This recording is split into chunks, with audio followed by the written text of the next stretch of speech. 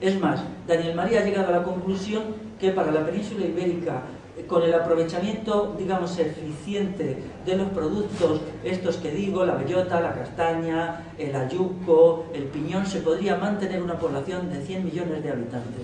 Yo había llegado a conclusiones similares, incluso cito autores que ya lo decían. Hay un autor del siglo XVIII que dice que en tiempos de los Reyes Católicos España tenía 40 millones de habitantes.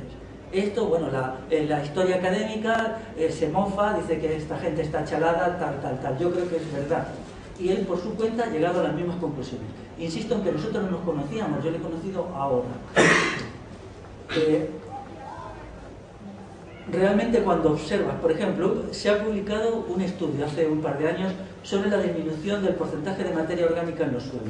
Los suelos europeos tenían hace 100 años 3% de materia orgánica de media. Ahora estamos en un 2%. Pero el estudio de provincia a provincia indica que hay zonas, por ejemplo Almería, que me parece que va por 0,90 ya, Toledo, que va por 1,40. Es decir, hay un momento en que si la materia orgánica baja de un nivel que no se ve cuál, la tierra no es cultivable. Los procedimientos actuales dirigen en esa dirección. La separación entre agricultura y ganadería lleva a esto, pero también la destrucción del bosque autóctono. El bosque autóctono fertilizaba las tierras agrícolas con los procedimientos antiguos. Si las tierras altas estaban con encinas, con quejigo, con roble, con castaños, cuando venía la lluvia había un fenómeno de escorrentía que llevaba la hojarasca a las partes bajas. Cuando todo esto, por la codicia y la locura del Estado y del capitalismo, se destruye en el siglo XIX, lo que va a las partes bajas no es el humus del bosque, sino el cascajo estéril que resulta después de haberse sido destruido.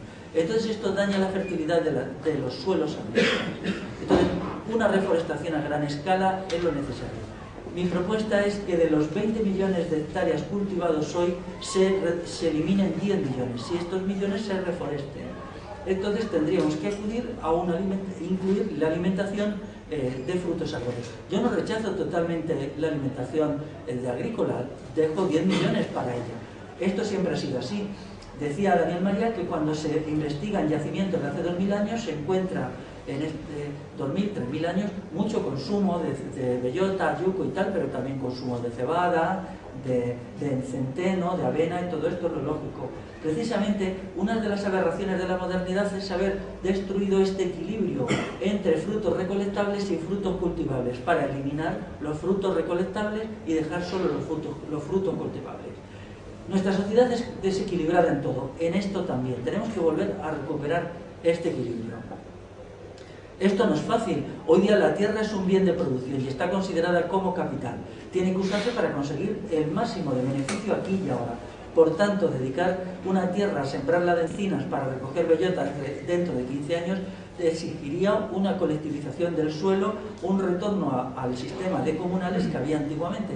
Con la propiedad privada esto no se había y de hecho no se está haciendo. A fecha de hoy, la cantidad de hectáreas que se reforestan por todo tipo de gente con especies autóctonas es menor de las que se queman cada año.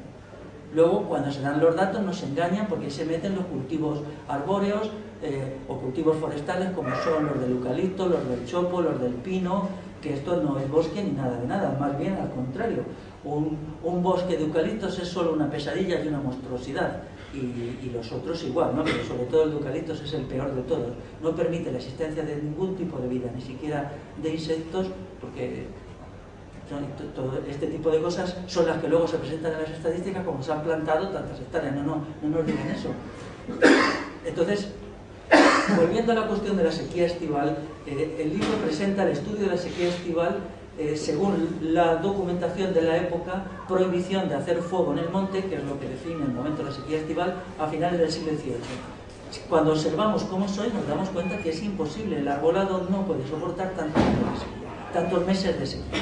Entonces se van debilitando y aparecen las enfermedades del debilitamiento como la seca.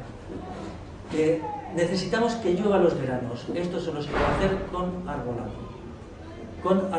autóctono. El arbolado autóctono eleva la humedad relativa del aire, y la humedad relativa del aire ocasiona tanto la lluvia directa, que es la lluvia que cae, como la lluvia oculta o indirecta, los fenómenos del rocío y de la niebla.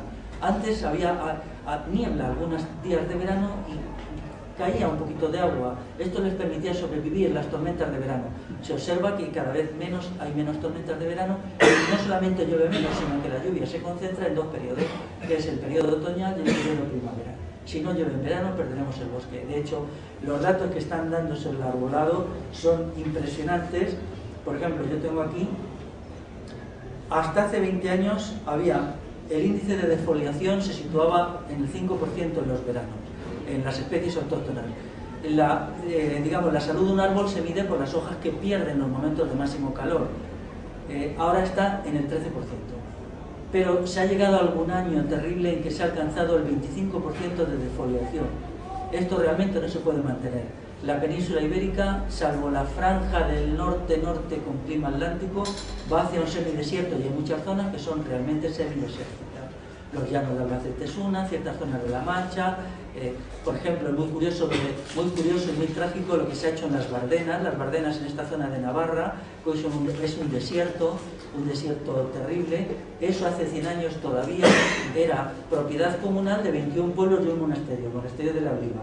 Y la sabiduría de los antiguos entendía muy bien que esas tierras no podían dedicarse a la agricultura, porque en cuanto que se metiera el arado, unas tierras débiles, inmediatamente esas tierras se devastarían.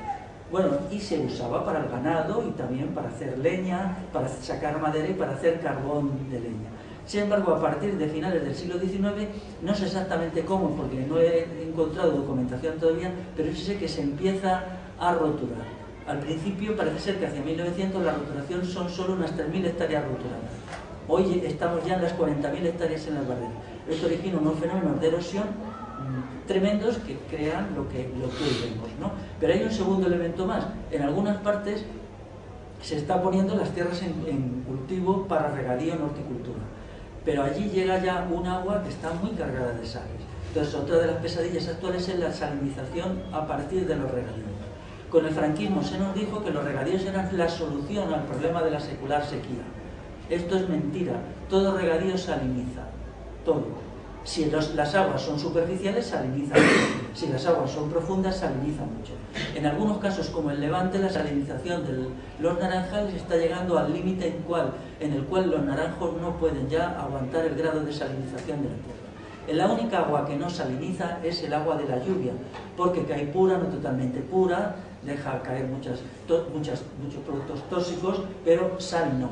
Entonces lo que nosotros tenemos que acudir es a unos regadíos al estilo tradicional. Con el franquismo y con las presas se multiplicó por 3 la superficie regada. Hoy tenemos casi 3,5 millones de hectáreas regadas, cuando hace solo 40 años solo había 1,3. Estos eran los regadíos naturales que salían de manaderos, regadíos dispersos. Ahora lo que se hace es aberrante. Por ejemplo, en el caso de la agricultura bajo plástico, aproximadamente lo que llueve allí es la mitad del agua que cae sobre Almería. ¿Qué está sucediendo? Que al vaciarse los acuíferos penetra agua del mar y se está salinizando. Hasta ahora, los acuíferos de Almería, hasta ahora eso se resuelve con unas chismes que les venden a la gente, que son unas desaladoras de parcela. Pero las desaladoras de parcela quitan la sal al agua para hacer la salmuera. Esta salmuera no hay donde arrojarla, se arroja sobre la parcela. Esto es un circuito cerrado que no tiene salida. Bueno, toda la agricultura bajo plástico de Almería, que es la agricultura más rentable que se hace en Europa, es una aberración del principio al final. Quien diga que el franquismo no era productivista, no era hiperproductivista, no pretendía desarrollar las fuerzas productivas, se equivoca. La agricultura bajo plástico es un producto del franquismo. El primer invernadero ya estaba en funcionamiento en el año 62 y se generalizó en los años 60. A la muerte de Franco había cientos de invernaderos funcionando. Fue un acto, me parece que era del Instituto Nacional de Colonización el que crea. Un invernadero es un proceso muy complejo, no lo puedo explicar aquí, no solamente poner eso, requiere un suelo de un tipo especial. O sea, el suelo es la madre del cordero, del asunto. Esos suelos hay que cambiarlos cada 3 o 4 años, no se sabe qué hacer con esas grandes cantidades de tierra hipercontaminada, más bien arena, en fin, es un lío. Pero ahora lo que se está haciendo en Huelva con la fresa, idem de idem. Aquí no solamente se están destrozando los acuíferos, sino que la fresa actual de Huelva se hace sobre tierras comunales que se particularizaron a las bravas. O sea, esto sucedió solo hace 20 años y se particularizaron sin pedir explicaciones y se está haciendo allí una agricultura